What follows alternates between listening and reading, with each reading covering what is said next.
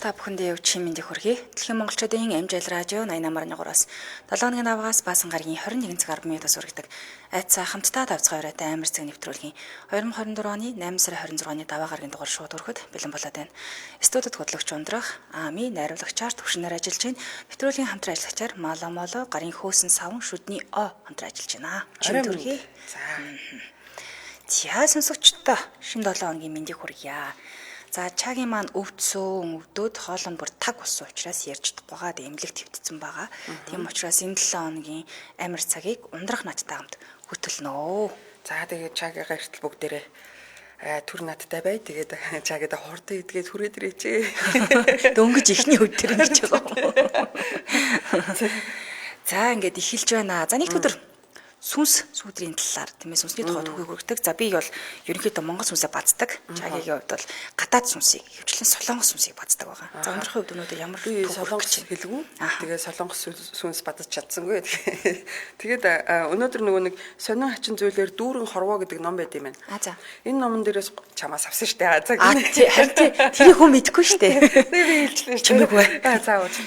За эндээс 3 хоног үхээд эргэж амьдэрсэн бүсгийн түүхийг ярьж өгье. Бас их сонирхолтой тий. Тэгэхээр нэг клиник хөхлийг ярьдаг. Гэхдээ клиник хөхлч нэг тийм богино хугацаанд болдог үстэй. Тий. Тэгсэн энэ 3 хоног гэдэг чинь тэгээ моргт 3 хоног байж байгаа амьдрна гэдэг бол ер нь байж боломгүй юм биш тий шийдэл ухаанд. Тийм маш сонирхолтой түүх гэж байгаа юм байна. За ингээд би хамгийн ихнийхэн монгол сүнсний талаар хүргэн ээлжид ёсоор манайхан тэгээд амар цаг нэвтрүүлгийн группт нэгдэж амжааг байгаа бол групптэй нэгдээд ороорой. Тэгээд сонсогчдын постууд итгэвцсэн байлээ. Маш их түүхүүдийг оруулж илээ. Тэгээд илүү олон түүхийг оруулах тусам сонсогчдод тохиолдсон амар түүхүүд гэдгийг 7 өдрийн 2 хоног болгох юм уу яриад л байгаа. Гэтэ нөө сонсогчдоос орж ирсэн түүхээс шалтгаална. Хэрвээ орж ирэхгүй бол их сурвалжгүй болчих учраас ямар зохиогоод ярилтай нүш бас тийм хэцүү. Тийм болохоор манайхан бас групптэй нэгдээд гоё өөр тохиолдсон түүхүүдээ бичээрэй. Дээрээс нь хувь чат руу аяг их явуулж байгаа. Хувь чат руу битэрлүнг явуулчихгоо засаад ингээд янзлаад оруулчихдгийг.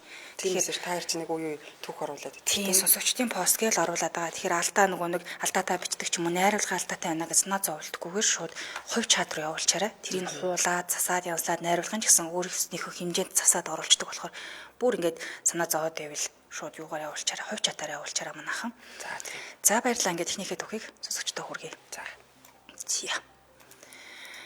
За өнөөдрийн миний ярих байгаа сэдв болохоор ер нь төстэй юм байна. Сонирхолтой буюу аминд орсон сүнс гэж байгаа. Хүний ам авардаг сүнс гэж бас байдаг юм байна. Тийм дандаа хүний амийг аваад авахгүйгээр хүний аминд ордог сүнсний талаар хүрэхээр шийдсэн. Тэгээд сонирхолтой байх болов. Энийг бас сонсоогвэ гэж итгээд хүрэхээр шийдлээ. За энэ хорвоод бол ер нь итгэж боломгүй зүйлс нэлээд олон байдаг. Тайлшдагшгүй нууцуд ч гэдэг юм уу. Тий одоо хүртэл очих нь олдоогүй зүйлс зөндөө байгаа. Тэгвэл яг энэ хизээ мөдгүй өөхөх гэж ясна нэг эр сүнстэй учирснаар эрүүл болоод хөл дээрээ зогссон юм сони явдал тохиолдож исэн юм байна. За тэгэхээр энэ түүхийг сонсогчдоо нэг олон уршилгүйгээр шууд үргэе.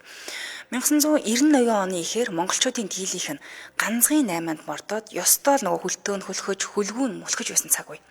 Энэ үед Батчаргал гэгчээр ажилласаа гараад 8 ихээр шийдсэн юм байна л да. Ингээд тухайн үедээ банкнаас сая төгрөгийн зээл аваад урагшаа хоошоо явж гисэн байгаа. Энэ үед нь ганцгийн 8 эрхлэхэд хич дахин нуугардаг, ашиг олдог байсан болохоор элбэг хангалуунч амьдралтай болоод удалгүй цүм од хийн гэдэг шиг маш их ашиг олж ирсэн. Ингээд энэжийн мянгаас байранд орохоор тэндээс байр аваад байранд орохоор шийдсэн баа. Тухайн үедээ байр төрийн мэдлэлтэйсэн болохоор нэг нэгэндээ зарж борлуулах нь хориотой үе байсан. Шууд төрөөс ингэ шийдэгддэг байсан учраас аз болоход хотын захиргаанд ажиллаж байсан нэгээрээс хороолтын 3 өрөө байрыг нь худалдаж авахар хоорондоо тохиролцоод ингэ шийдсэн баа. За ингэ байр зарж өгөх хүн нь орон сууцных нь ойр дэрийг өөрийн гараар янзалж өгнө. Асуудалгүй бичний нэр дээр шилжүүлээд өгнө гэсэн учраас тун зүгээр санагцсан гэж байгаа. Ингээд мань ирж байртай болоод эхнэр нь ч магнаага хагартал тухайн үедээ баяр хэлж. Байранд орох үед нь ганц хүн дөнгөж 2 настай байв. Эхнэр хүүхдээ дулаан байр оронтой болгосон Батчаргал ардаа санаа зовох зүйлгүйгээр 8-андаа ч ингэ сэтгэж болов явах болж л дээ. 1993 оны өвөл урдаас дарсан бараага хойно аваач зарахаар уламжлал ёсороо вагонд сууж.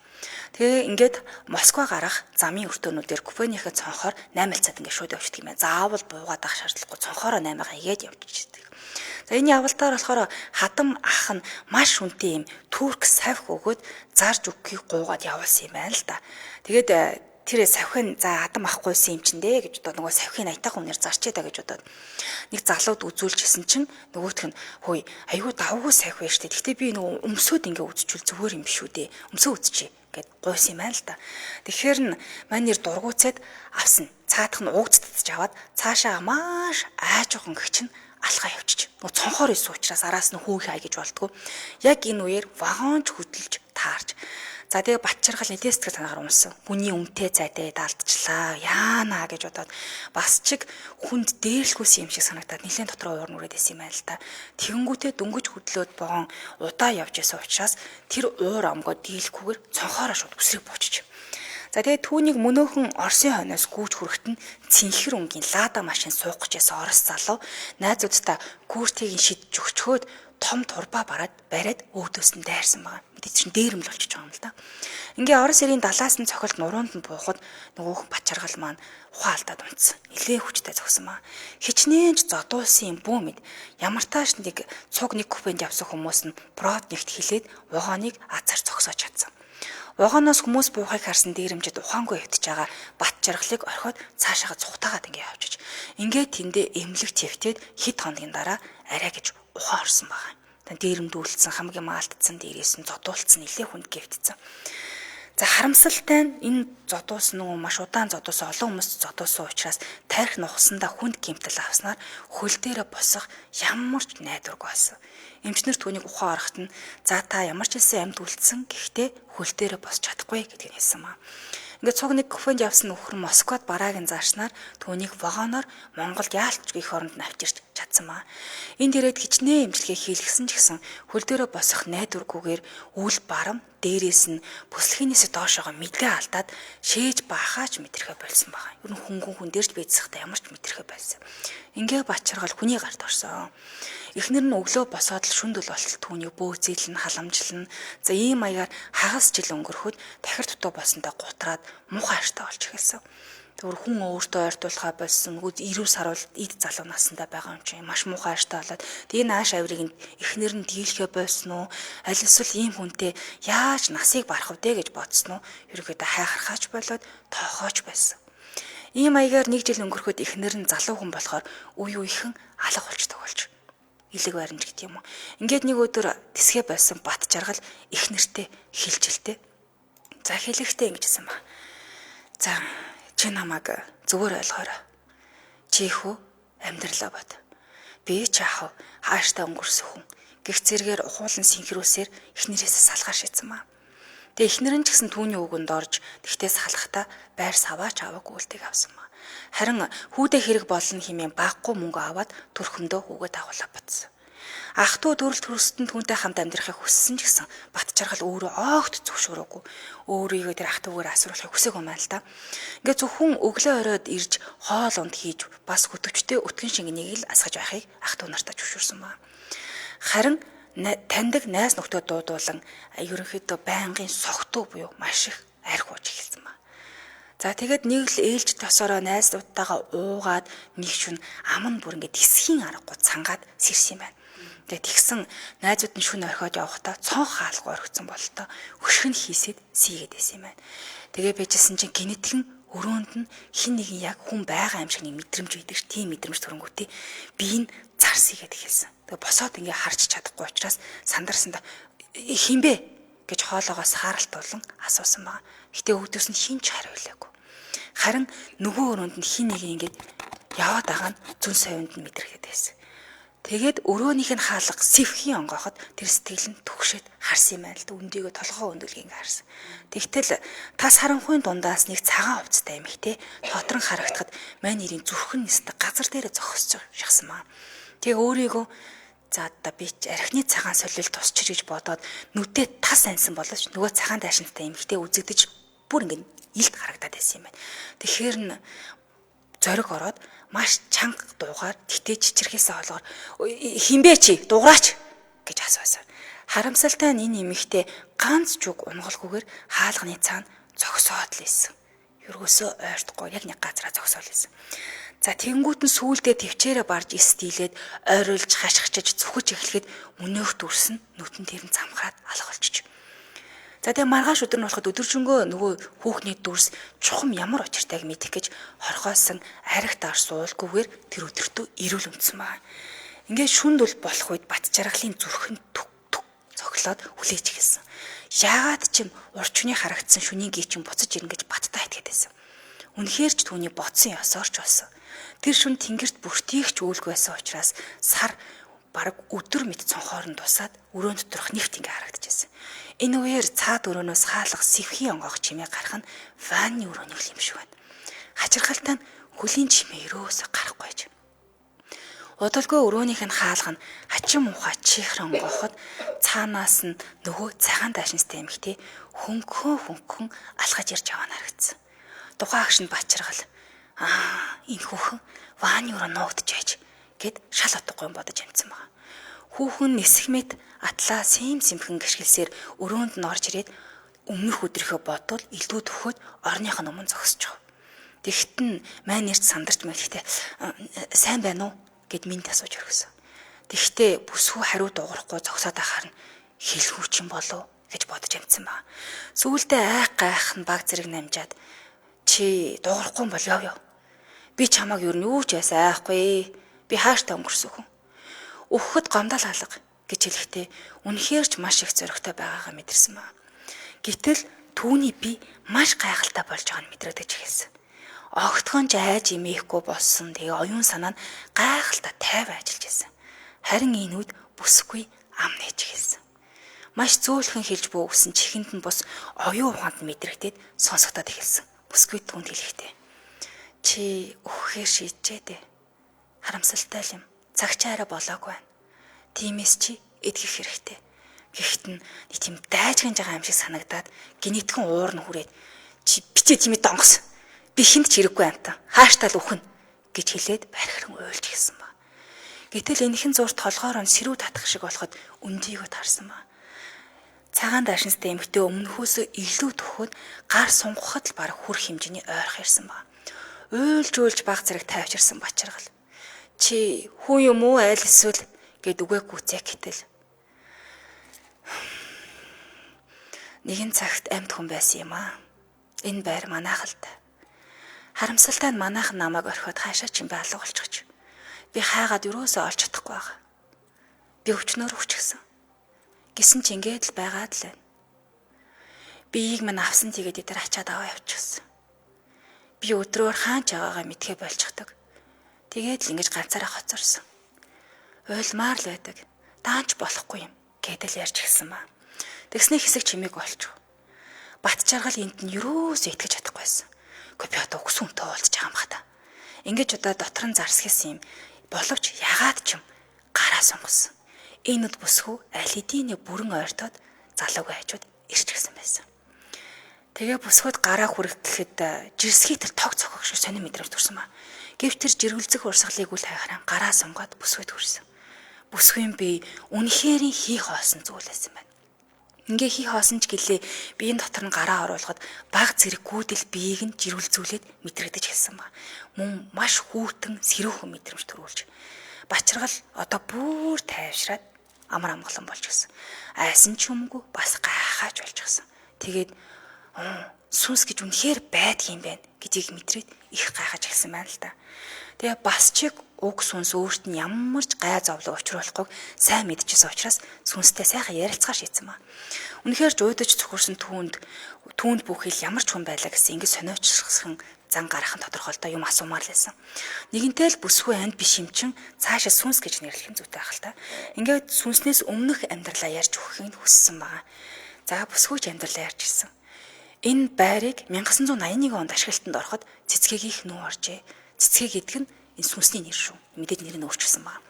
Тэрээр энэ бүсгүй айлын том охин тэг 4 дүүтэй ажилтай. Ингээ 1987 онд 18 настай байхдаа хүнд өвчин туссан байна. Нэгэнд цусны өвчин хүндэрсэн учраас эцэг их нь гэртээ гаргаад авчихсан юм байна. Ингээ 87 оны 11 сарын 13-нд нас орсон гэдгээ хэлсэн. Тэгээ аавыгаа манай аавыг пүрүүж ав гэдэг байсан. Насаараа нэг байгууллагын намын эрхлэгч хэлсэн л те. Түүнийг нас орсноос хэдхэн сарын дараа нүүгээд ингээ явсан гэдгийг хэлсэн. За ингээд сүнс өдрөөр ор сарггүй алуулдаг учраас хаашаа нүүснийг нь мэдэж чадаагүй юм байна. Дараагийн айлынханд нь харагдцыг хүсдэг авч бүтээгүй юм байна л да. Ингээ хачиргалтай нь амьдралдаа гутар нэгэнт өгөхээр шийдчихсэн байсан Батчаргалд харагдсан юм байна. Өмнөх айлд нь огт харагдаагүй. За тэгтээ Батчаргалын үхэх цаг болоогүй гэдгийг сүнс мэдэрсэн юм байна. Ийхүү тэр хоёр шүнжин ярилцаад үүр цагаас өмнөхөн сүнс алга болсноор Батчаргал энэ урд шөнийн явдал нь зүүд юм уу? Яг бодит юм болоод байгаа юм уу? Аль хийнч мэдхгүйгээр нэг л сонирн байсан. Тэгээд гинэтгэн дүүгээс асуусан. Хөөе, энэ манай хажуу айлын Гамбат гээд архиудаг залуу байгаа. Дуутчих гэхэд үн. Тэр ах намайг ундаж байхад дуудсан. Ээж таныг архин дуруу татаж байна гэд хөөгөө гаргачихсан гэхэд. Үгүй би архи уугч байгаа юм бишээ. Асууж тодруулах юм байна. Миний дүгээс манкис масгүйгээд олоод ир гэд. Маш зөөлөн хийж гуйсан маа.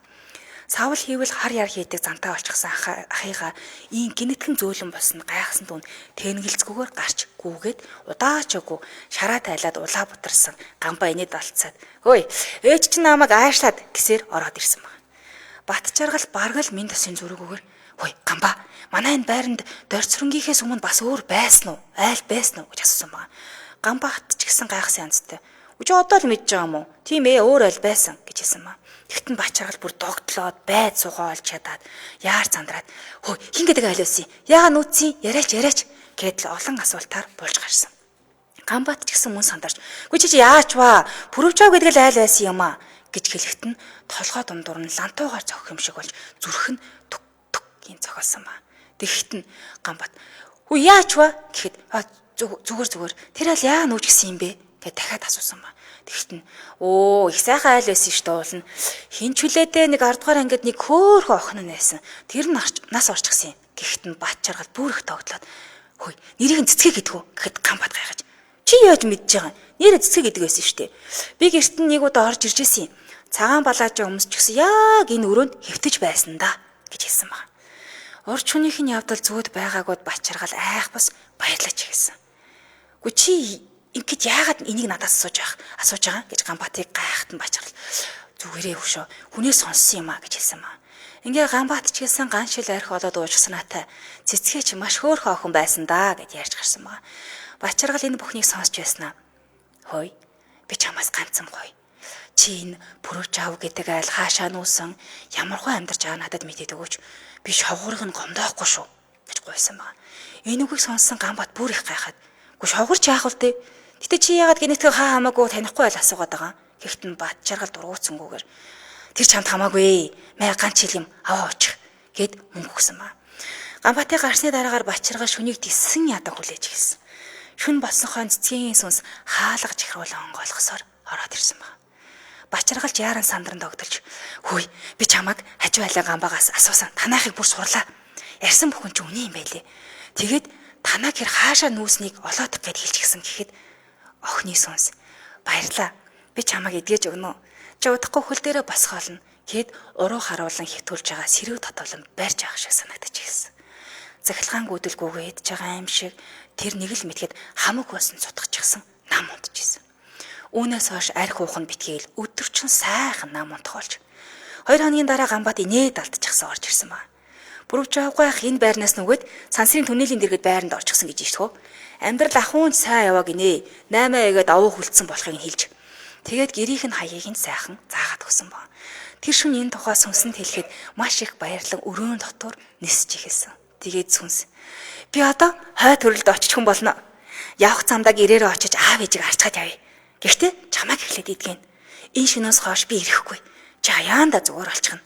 Аав ээжид минь туслаарай заа юу. Миний тухай бүх л сэтгэл санаа нь өмөрчихнэ гэсэн баг. Тэр өөр цагаас өмнө хорготон боцоо. Өдөр тунд сэрэгт нь би энэ аимшиг тагаар шархиран өвдөж өглөө. Тэрч бүхэл нөгөө мдээгүй болчихсон хүл нь өвдөд эхэлсэн баг. Энэ бүхнийг хүчээд ажиллах хөлөө чимхэж үзвэл өвдөж чинь. Бүхсэн би энэ бүр мэдээ орчихсан байж. Тэгээ өөрийн мэдлэг. Ээжээ би идэгч эхлэе. Хөл бүхс өвдөж байна гэдээ ойрлоод ухаалтчих. Түүнийг ухаан ороход нь эмч ярьчихсан хажууд зогсож байж. Эмч түүнээс юм асуугаад хөлийг нь шалгаж үзснээ гайхашран бүр толгоос ихсэрч эхэлсэн ба. Ийм юм гэж байдгаа гэд ихсэрч. Ингээ эмчийн заавраар дасгал сургалт хийснээр 2 сарын дараа бүрэн хөл дээрээ босоод явж эхлэх болж. Харин цэцгийн сүнс дахиж ирээгүй юм байна. Мэдээж хэрэг хөл дээрээ боссон хүн ямархан их баяр хөөртэй болсон тодорхой. Тэгээ хүмүүс сурч хэлдэг юм байна л да. Хөөе. Чи яаж ингэ итгэж гисэн юм? Хүмүүс болон гэрийнх нь өдөр болгон асуух болсон. Тэгтэн үнэнгээ эхлээд нь хэлж гисэн ба. Нэг сүнс харин надад туссан юм аа. Сайхан сэтгэлдээ охины сүнс байсан. Гэхдээ хүмүүс юроос итгэхгүйгээр барахгүй тоглоом шоглоом хийж ингээд өвдөөс нь доогдохгүй хийдэг болж. Харин эндээс итгэсэн хүмүүс нь гэрийнх нь итгэсэн баа. Ингээ хөл дээрээ босгож өгсөн ачтай сүнснийхээ гэрээслэр бүрж байгаа гэрийг олоод оцсон баа. Тэгэд тэр нууцыг нь задлж хэлсэн. Ийм юм учир боллоо гэд. Тэгээд бүрж байгаанд очингуудаа нэг зүйлийг аминчлан гуйсан. Юу гуйсан юм бэ гэхэд танах альбом надад үзүүлээч. Танаа гэр бүлийн цомгийг үзэж болох уу гэж гуйхад нь гэр бүлийнхэн зөвшөөрсөөр альбомыг нь үзээ сууж хахад шөнийн гिचэн бүсгүй яг дүрээрээ байсан хүүхэд адил баярлаа хөөрсөн байдаг. Тэгээ бүрж байгаагаас нэг зургийг нь гуйж аваад төрөө хүчиндээ хийн амийн аварсан сүнснийхээ зургийг хатгалан явах гэсэн юм байна. Сүнс авраад энэ гэхээр бас жоохон эвгүй л тий. Боломжтой л да. Тийм боломжтой. Ер нь ярьж байсан шүү дээ өмнө талаар. За баярлаа. Сайхан сэтгэлтэй юм уу энэ сүнс чи. Аль талаасаа л нэг даас хэрэг болсон байна. Тэгээ нэг гэрээ хайгаад байгаа сүнс юм л да. Гэрээ олчвал дараа төрлөө олох гэдэг аав ээжигээ олж уулзчих гэдэг харчих гэдэг тий. Гэр нь нөгөө өдөр нөгөө явцсан учраас хаашаа хүмүүсний мэдгүй нилээ хайсан гэдэг болоогүй юм байна. За нэг ийм явдал гарсан юм байна шүү. За баярлаа. Сонирхолтой дуу байлаа. За хамтраалагчаа танилцуулаад өргөжлүүлье. Нэвтрүүлгийн хамтраалагчаар Мала Моло гарын хөөсөн савн шүдний оо. Тэгэхээр хүүхдийн шүдний оо гэж тустай байдаг. Судалгаагаар ингэдэг юм байна. Хүүхэд нөгөө шүдээ угааж явахдаа ооныхоо 20-30% залгичдаг юм байна л да. Тэгээд ийм учраас нөгөө хүүхдийн оо цэвэр ургамлын наралтай органик байх нь хамгийн чухал байдаг, залгичаад байдаг учраас олон улсын ISO 9001, ISO 14001 стандартуудыг үйлдвэртээ хэрэгжүүлэгч 30 гаруй жилийн түүхтэй Монкрин компани үйлдвэрлэдэг байгаа Мала Молог. Тэгэхээр Мала Моло шүдний ооны голлох орц найрлагууд нь цэцэргний тос, жамц давс, жидүүн жимсний тос, далайн замаг, ногооны шос зэрэг 100% органик ургамлын найрлагатай ийм орц найрлагатай байдаг. Ийм учраас хүүхдүүд одоо шүдээ ургаж ихсэн цагаас эхэлж хэрэглэх боломжтой. Тэгээ хүнсний шаардлагатай хангадаг учраас орц найрлага нь эрүүл учраас залгисан ч ямарч аюулгүй гэж үздэг байх нэ.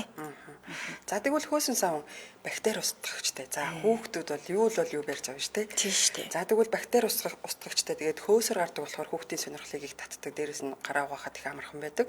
Тэгээ бүх насны хүүхдэд томчууд ч гэсэн хэрэгжилж болно. Бактерийг 99%-ийн 99% устгаж байгаа. Цэвэр байгалийн гаралтай бактери устгагчтай учраас ингэж устгадаг юм байна. За тэгээ гарын ярсыг цэвэр ариутгаж чигшүүлнэ. Дээрээс нь хөрс усны бохирдол үүсэхгүй. Яг үнэ. За хөөсөн учраас хүүхд хэрэглэхэд аммаар бүх насны хүүхдэд зориулсан ус хэмнэн 99% устгадаг гэж хэлсэн органик харшлын сорилт хийгдсэн юм байна. Тэгэхээр харшил өгөхгүй гэсэн үг. Хүүхдийн эмзэг мэдрэмтгий харсан зориулсан аюулгүй органик түүхүүд сонгоо авч бүтээдэг байх нэ. Хаанаас авах вэ гэхээр та бүх сүлжээ дэлгүүр зах бөөний төв болон захиалах бол www.monkrim.cg-ээс авах бүрэн боломжтой. За тийм байна. За тэгээ Мала Моло гэх брендийг хайхад хаанаас ч авах нь шүү тий.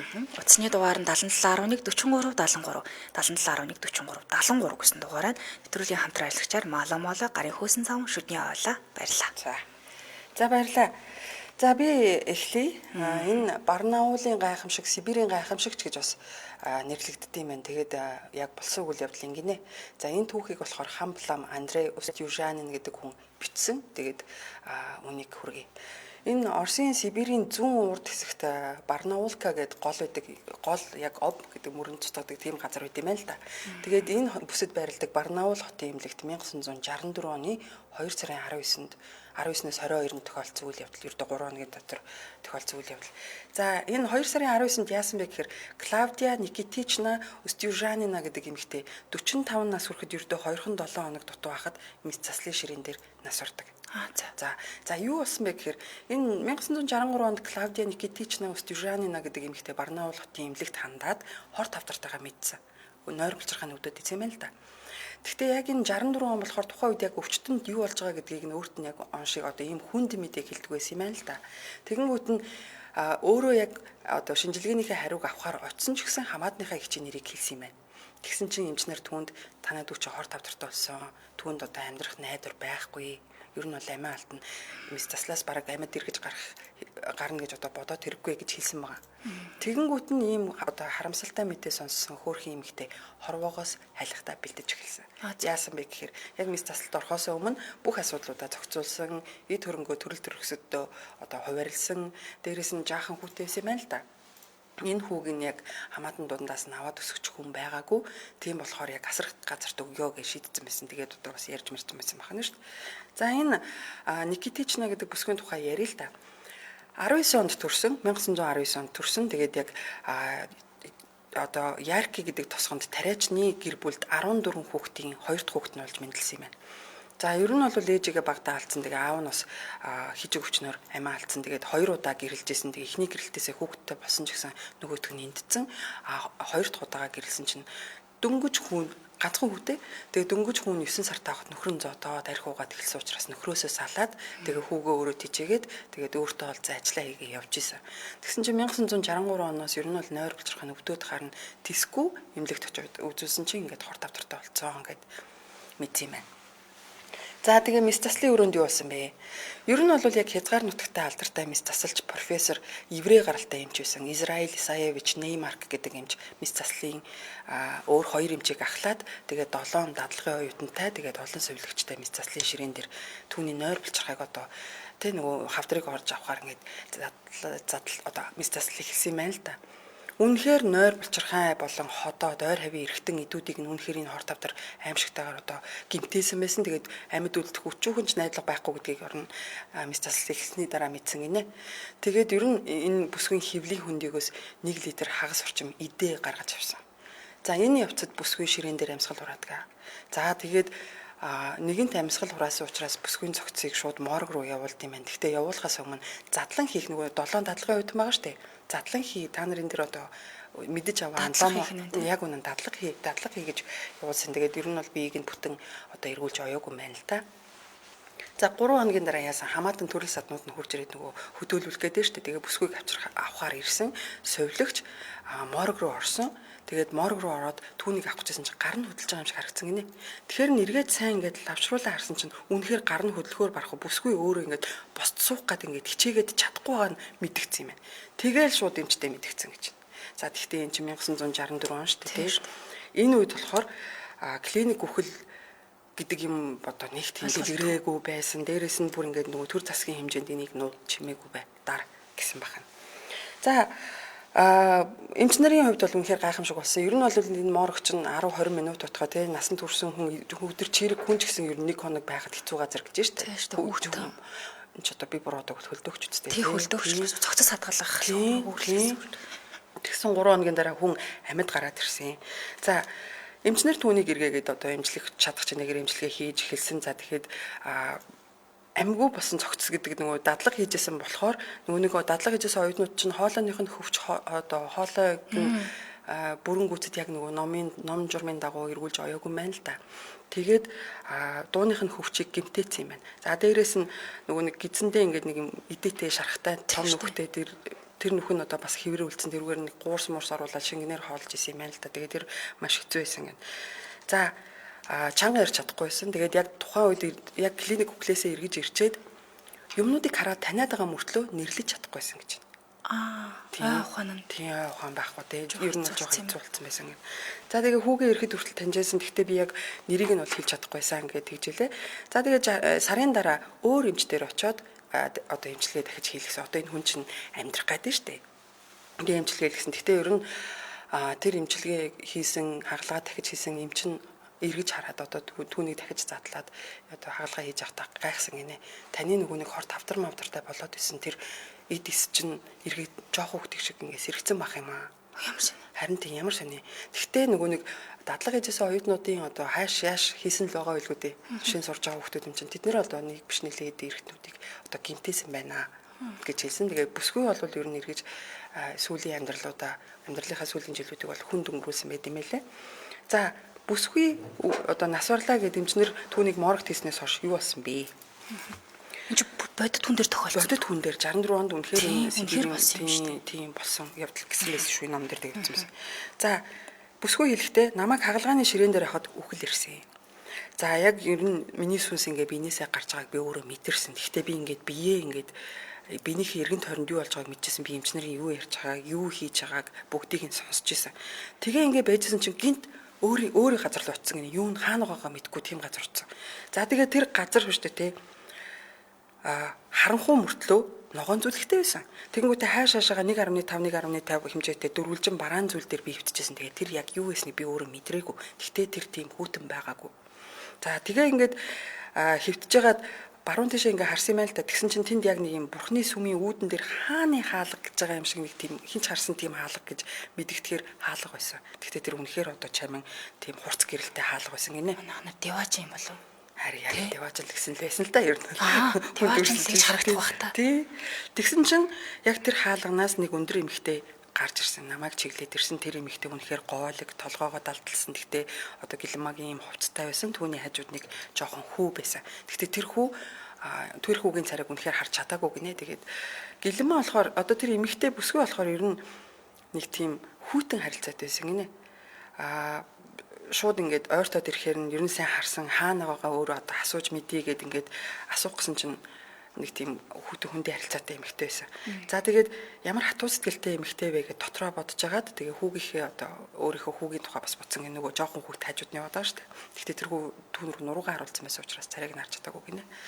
За тэгжсэн чинь нөгөө эмэгтэй өөрлөө нөхөж ирснээ толгоогоо жоохон өргөжсэнаа дээш хараад бурхан минь ээ үүний ч одоо хаашаа илгэх юм бэ гэсэн ингээд Деваж юм шиг байгаа. Яг хаач юм уу тийм байгаас нэг хаалганы өмнө байгаа даа шүү дээ. Тэгсэн чинь наадга буцаага явуулчихаа цагаасаа эрт өгсөн хүн байна. Гэсэн эргэтэй хоолой сонсогдсон. За тэгээд яг энэ үгийг сонсоод би деважинд байгаа маа гэж мэдсэн гинэ. За тэгсэн чинь энэ нэмэгтэй чинь богино хөстэй юм биш үү? Одоо тэгээ яаж буцаах юм гээд нөгөө нэмэгтэй асуусан байна. Тэгсэн чинь баруун гарт нь өөрийнх нь өсний өнгөтэй ижлэг ус атгуулад явуул. Нөгөө эмэгтэй манай одоо Клаудиаг явуулсан.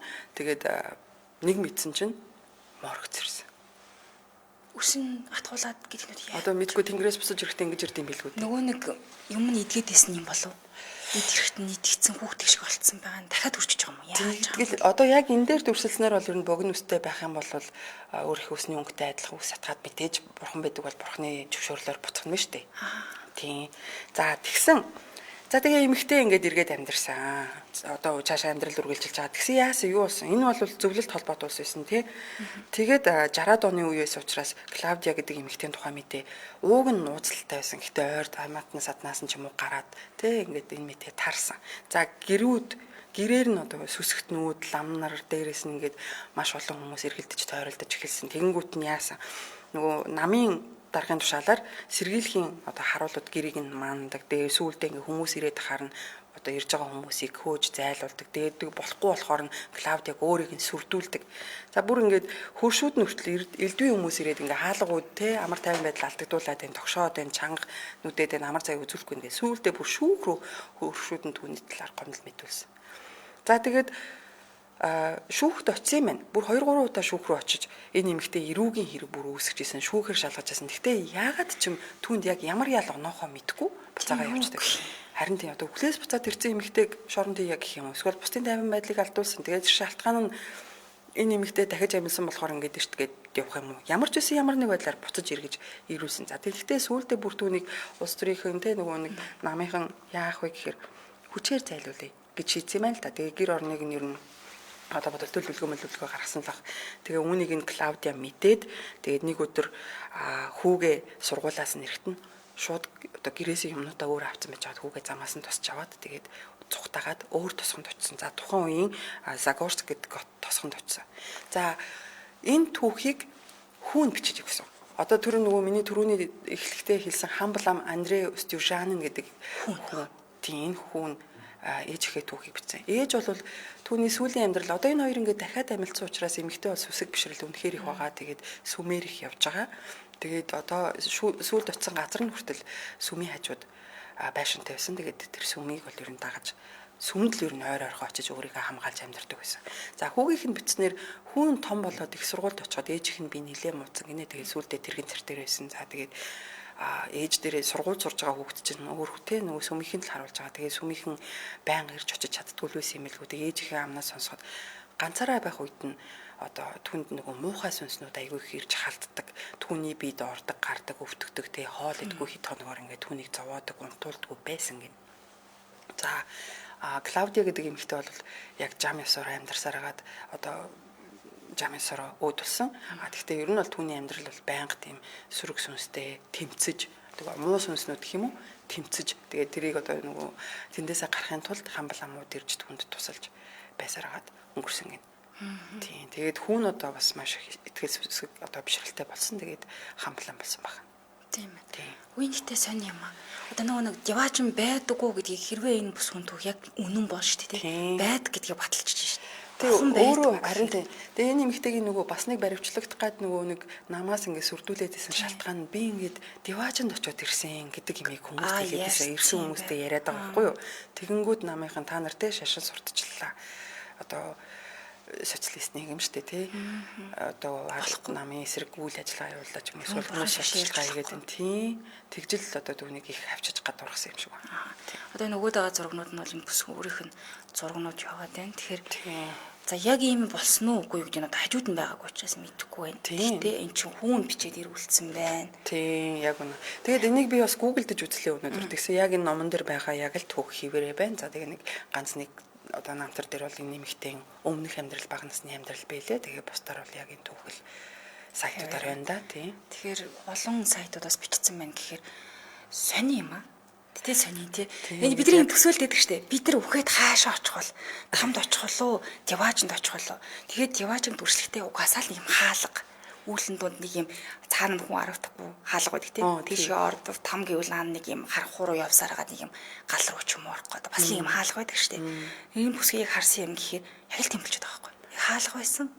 Тийм тэгээд дулаахан ихтэй нэг бичсэн нөгөө хүүгийн бичсэн юмнаас харсан чинь яг тэнд ямар материалаар ямар өнгөтэй эсвэл бол ямар байгааг нь би юусоо ингэж өөрөө мэдгүй юмнууд бас материалууд одоо материал гэлж л та.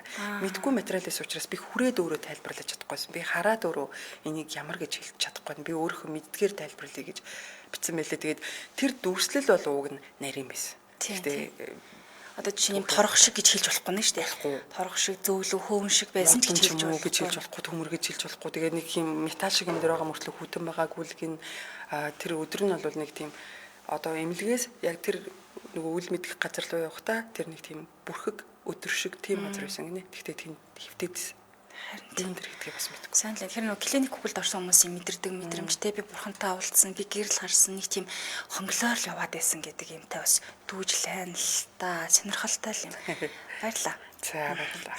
За өнөөдөр хамт байсан сонсогчдоо үнэхээр их баярлалаа. За чанцаа маань энэ 7 хоногт ирэхгүй. Эрүүл мэндийн шалтгаанаар эмнэлэг твтж имжлүүлж байгаа хоол нь өрөөсө гарахаа байсан учраас юу ч ярьж чадахгүй. Тийм учраас сайн имжлэгийг хийлгэх хэрэгтэй. Тэгээд чанцааг орлож ундрах битээр хамтдаа түүхүүдийг, гинтэргүүдийг та бүхэндээ хүргэх болон тий хамтдаа хөтлж байгаа ундрахтаа бас баярлалаа. Маш сонирхолтой түүхийг хүргэлээ. За баярлалаа. Тий. Өнөөдрийнхөө нэвтрүүлгийг энд хүрээд өндөрлөлийн студид хөтлөгч ундрах амийн нариулагчаар төвшнөр ажилласан. Нэвтрүүлгийн хамтрагчаар Маламола, гарын хөөсөн савн шүдний хамтран ажиллалаа. Өргөжлүүлэн та бүхэн маань томчуудын шууд нэвтрүүлгийн шинэхэн дугаарыг хүлээн аван сонсороо түр баяртай. Баярлалаа. За.